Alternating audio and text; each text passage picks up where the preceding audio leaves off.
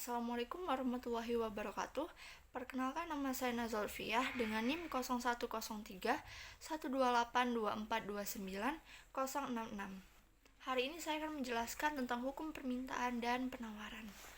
Yang pertama yaitu adalah permintaan.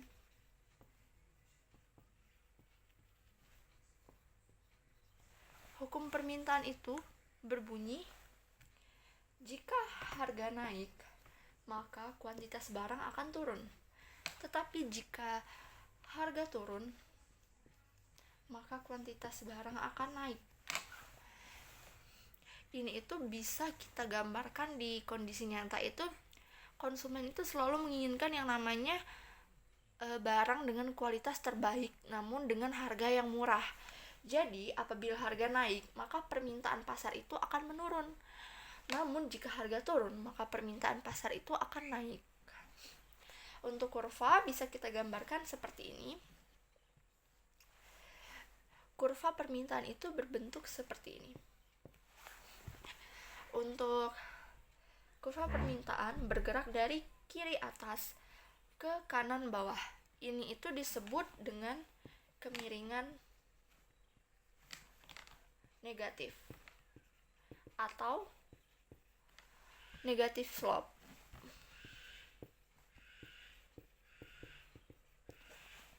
Negative slope. Baiklah, ini adalah hukum permintaan.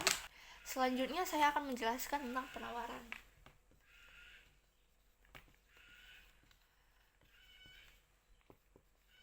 Untuk hukum penawaran itu adalah kondisi di mana jika harga naik, maka kuantitas barang juga akan naik. Tetapi jika harga turun, maka kuantitas barang juga akan turun.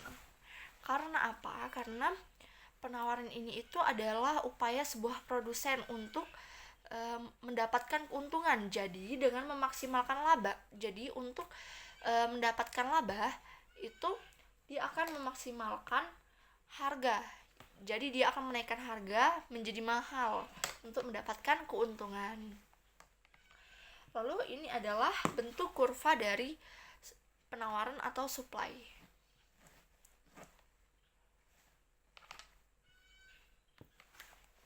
Jadi untuk kurva penawaran dan supply ini dinyatakan adalah bergerak dari kiri bawah menuju kanan atas, dan ini itu disebut dengan kemiringan positif. Kemiringan positif atau bisa juga disebut dengan positive slope. Jadi jika permintaan tadi itu adalah negative slope karena bergerak dari kiri atas ke kanan bawah, maka penawaran itu positive slope karena bergerak dari kiri bawah ke kanan atas. Selanjutnya saya akan menjelaskan tentang pergeseran dan pergerakan dari kurva permintaan. Baiklah, yang pertama saya akan menjelaskan terlebih dahulu tentang pergerakan kurva permintaan.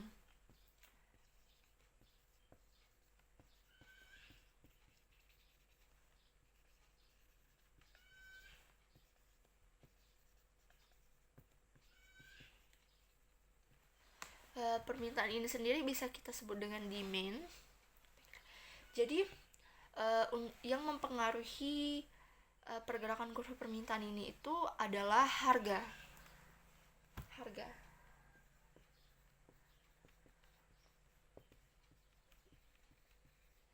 Jadi setiap pergerakan dari kurva permintaan kita nanti itu akan dipengaruhi oleh harga. Kita langsung saja ke pergerakan kurva permintaan. Jadi sebelumnya kita akan membuat terlebih dahulu bentuk kurva permintaan. Itu adalah seperti ini, dengan kemiringan negatif dari kiri atas ke kanan bawah. Untuk kondisi normal awal kita akan asumsikan terlebih dahulu titik A ada di sini. Titik A.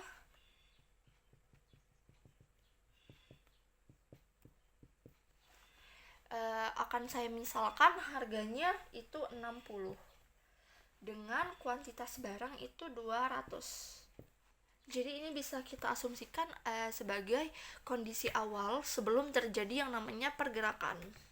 Lalu titik kedua akan kita asumsikan itu bergerak naik bergerak naik, ini saya nyatakan sebagai titik B ya. Jadi pergerakan kurva itu dapat bergerak naik maupun turun, namun tetap yang namanya di sepanjang garis kurva. Jika titik bergerak naik dari kondisi normal yaitu A ke atas menjadi titik B, itu bisa kita asumsikan bahwa harga itu naik, namun kuantitas barang itu menurun. Kita misalkan harga barang itu 80, lalu kuantitas barang kan akan menurun, jadi kita akan asumsikan sebagai 150. Jika sudah begini, itu sesuai dengan hukum permintaan tadi, bahwa jika harga naik maka kuantitas barang akan turun. Lalu yang kedua itu adalah pergerakan ke bawah. Kita asumsikan titik C.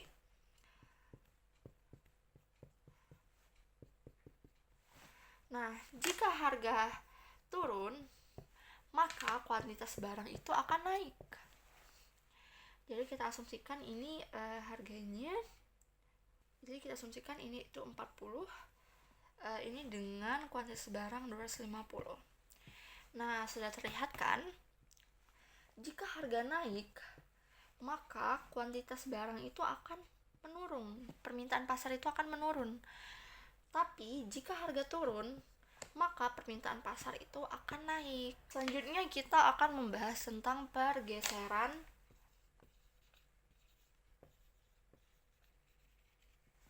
kurva permintaan. Kurva permintaan ini itu tidak dipengaruhi oleh harga, namun selain harga. Faktor lain selain harga itu ada apa saja, yaitu I atau income yang artinya pendapatan, lalu ada taste atau selera, lalu ada P atau population atau populasi, yang terakhir adalah ekspektasi. Jadi ini itu adalah faktor-faktor yang mempengaruhi pergerakan kurva permintaan. Pergeseran kurva permintaan. Baiklah, kita langsung saja pergi ke contoh pergerakan kurvanya. Jadi bisa kita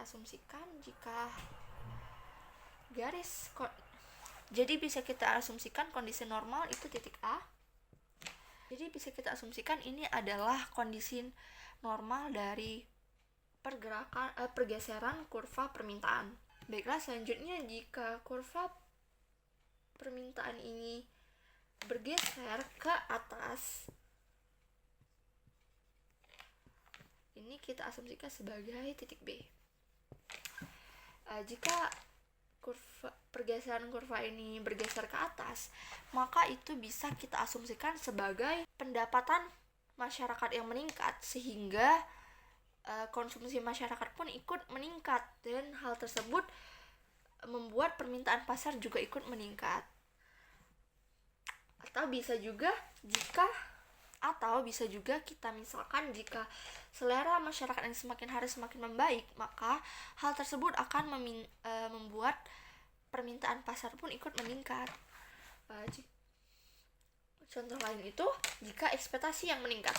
Jika ekspektasi yang meningkat, misalkan hari ini masyarakat itu berekspektasi jika bulan depan harga barang-barang itu akan naik, maka mereka akan berbondong-bondong membeli barang pada bulan ini dan membuat permintaan pasar pun ikut meningkat. Dari hasil analisis ini bisa kita nyatakan jika permintaan pasar meningkat, maka harga akan ikut meningkat.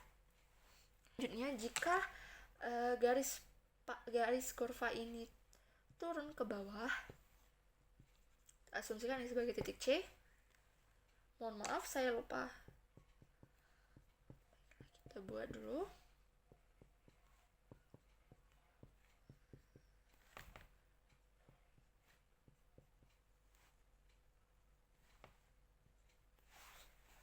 Nah, jika terjadi pergeseran dari kondisi normal ke bawah, itu artinya terjadi yang namanya penurunan permintaan pasar. Ini itu bisa kita katakan Jika permintaan pasar menurun, maka harga pun ikut menurun. Kembali lagi, ini tuh bisa dipengaruhi oleh faktor income, faktor selera, populasi, dan ekspektasi. Jika pendapatan menurun, maka permintaan pasar itu juga akan ikut menurun karena konsumsi masyarakat kan berkurang. Lalu selanjutnya kita akan membahas tentang pergeseran kurva penawaran dan pergerakan kurva penawaran. Pertama saya akan menjelaskan tentang pergerakan dulu.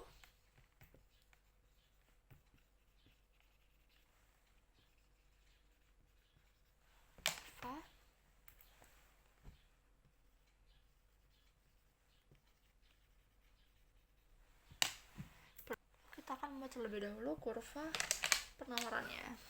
Jika sudah seperti ini, kita akan mengasumsikan kondisi normal itu ada di sini, yaitu titik A dan 60 dan kuantitas barang 200. Untuk pergerakan kurva penawaran ini itu dipengaruhi oleh harga. Maka bisa kita asumsikan jika harga naik, maka permintaan barang pun ikut naik. Karena bisa kita asumsikan jika jumlah permintaan itu tidak berubah. Nah, misalkan harganya 80 dengan permintaan 250.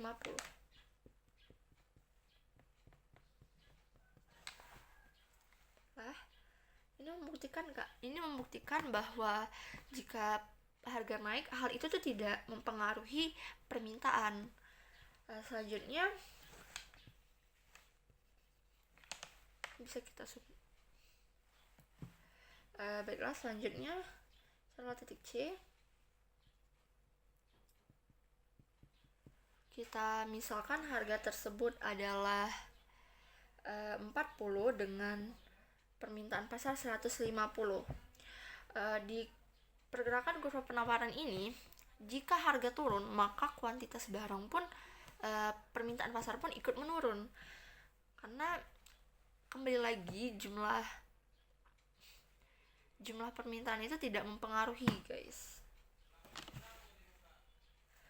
Ikut turun. Selanjutnya kita akan menjelaskan tentang pergeseran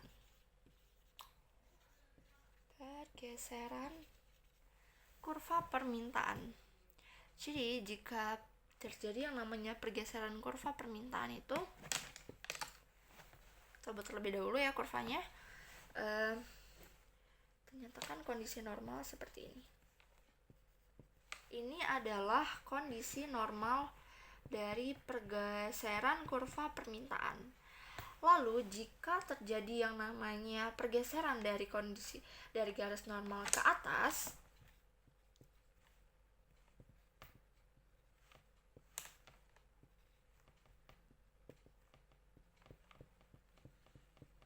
maaf saya lupa menjelaskan kalau pergeseran kurva penawaran ini itu dipengaruhi oleh faktor selain harga. Maka jika terjadi yang namanya pergeseran dari kondisi normal ke atas, itu artinya jumlah penawaran itu menurun. Karena apa? Karena hal yang mempengaruhinya itu sebagai contoh, jika biaya produksi naik, maka ketersediaan barang itu akan menurun dan itu menyebabkan permintaan pasar ikut menurun. Namun jika terjadi yang namanya pergeseran ke bawah, itu dapat dinyatakan bahwa terjadi yang namanya kenaikan jumlah penawaran. Ini bisa kita asumsikan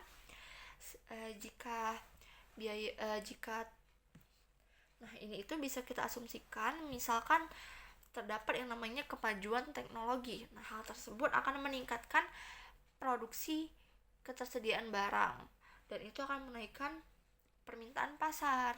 Akan menarik garis dari titik. Nah, ini disebut dengan permintaan tetap. garis yang ditarik ini itulah yang menyatakan bahwa itu adalah permintaan tetap. Baiklah, sekian dari penjelasan saya. Terima kasih.